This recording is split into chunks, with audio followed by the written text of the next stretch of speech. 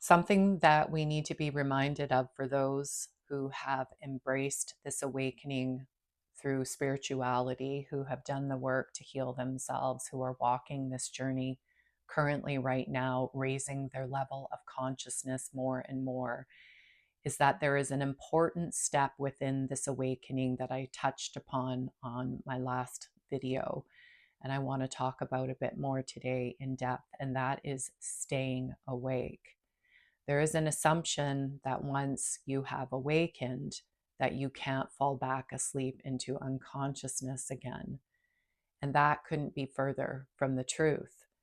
And the reason why is because the ego, the parts of us that have pulled us into this state of unconsciousness, is going to find ways and tactics to do that again. And it's going to do that in ways that we might think, even in a conscious state, are perfectly normal, perfectly acceptable, perfectly understandable. And so, one of those areas is what I call, well, I don't call it, it is recognized as the spiritual ego. The spiritual ego could also be likened to the biblical term self righteousness. It's still ego, but ego showing up in a different way. And it's vitally important for those who have awakened to consciousness to pay close attention to when that may be coming up for them within their reality.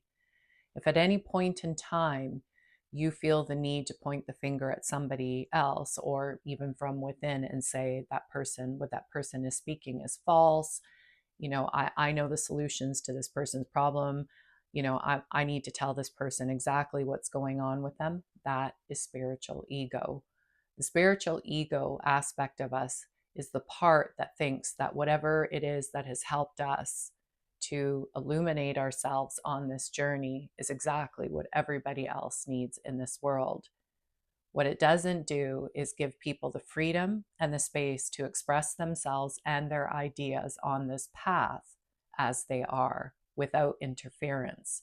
And it's a very dangerous place to be, because a lot of people feel, especially if they've been on this journey for any length of time, those who maybe have been on there longer than others will feel, well, now everybody's coming onto the spiritual train. I've been doing this for years, and this is what they're putting out there is not the truth. Here's something that we need to know about the truth. The truth is like a pie, and each person within this world holds a piece of the pie. Now, that piece may be larger, smaller, it doesn't matter the size. What matters the most is that the end of the pie piece points all to the same direction, which is the center. And that center is higher consciousness. That higher consciousness, God, Creator, the divine, is the one who holds the absolute truth. We each have a piece of it.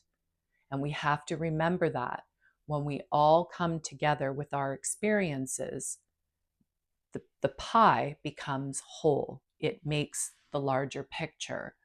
So, for any of us to make the assumption that whatever it is that we have, whether we've known this about ourselves or whether we've known this about inner divine truths for many, many years, or we're just recently coming in and we have found success on a path that has led us there, does not mean that what worked for us will work for everybody.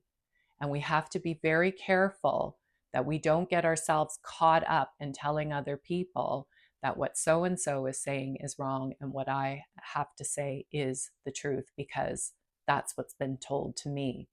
This is the beauty about humanity, and the things that we're discovering about ourselves that we have forgotten is that we're all doing it in a different way, but we all have the same objective, and that is to get home. And like Ram Dass says, we're all just trying to walk each other there. Now, you may not resonate with other people and their belief systems or whatever it is that they're promoting. That's perfectly fine. You don't have to. But to label somebody or something as right or wrong while reaffirming within yourself, strengthening the egoic aspect of yourself to believe that what you have is right, is ego. And the ego will do that. It will find ways of slipping into our lives and pulling up the foundation and ruffling the feathers to make us think that we're justified in feeling and thinking the way that we do. And any time that comes up for us is the perfect opportunity for us to take a step back and do some serious inner reflection. Now, there's this assumption as well, too, of ego death, but the ego is a part of who we are. We can't just assume that once we come into the light, that there's never going to be the aspect of darkness from within us. That is not how we have been created.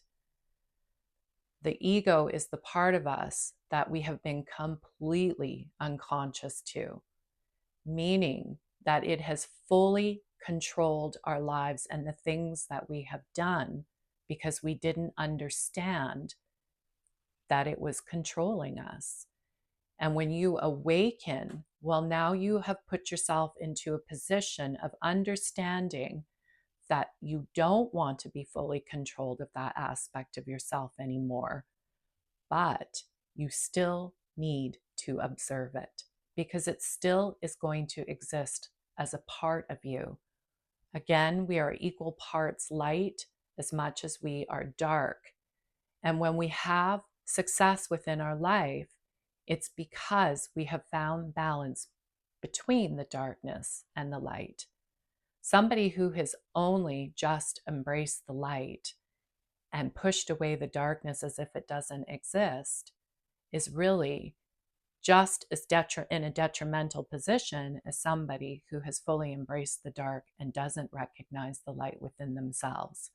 This is the balance of the masculine and the feminine energies that each and every one of us possess. It's no different than if you were someone who used to be a drug user or an alcoholic that has decided that they don't want that aspect of themselves to control their lives anymore. So they get help and they overcome that. They don't go around telling everybody that they were never an alcoholic or they were never a drug addict. What they do is they have fully accepted that that is what they are, but they are choosing not to allow it to control them. They have a healthy amount of respect for that aspect of themselves that they have had to deal with. And that healthy respect is helping them find a proper balance between that and the light that they want to embrace now, the new path that they want to embrace. If they were to completely disregard that aspect of them by denying that that was what they are, what help would they be to other people? And also, too, an absolute denial of who it is they are. There's no shame in that. Absolutely no shame. The shame comes from the denial of what it is that they truly have had to struggle with. And so we have to be realistic that at some point in time, even the spiritual ego will come in and try to shake things up a bit because it's always going to try to assert itself. This is the beauty of staying fully awake and being fully conscious, is that now we are the observer in our life. Now we can understand from a completely different perspective, standing back and witnessing what is happening on the outside of the world as part of a reflection of what's happening in our inner world. And we can balance both of them so that we can walk with success within this life and be a guiding light for others who are watching us. So something to think about, something to regularly look and reflect upon so that we can have a positive impact on ourselves and thus the world as well too. Much love and light.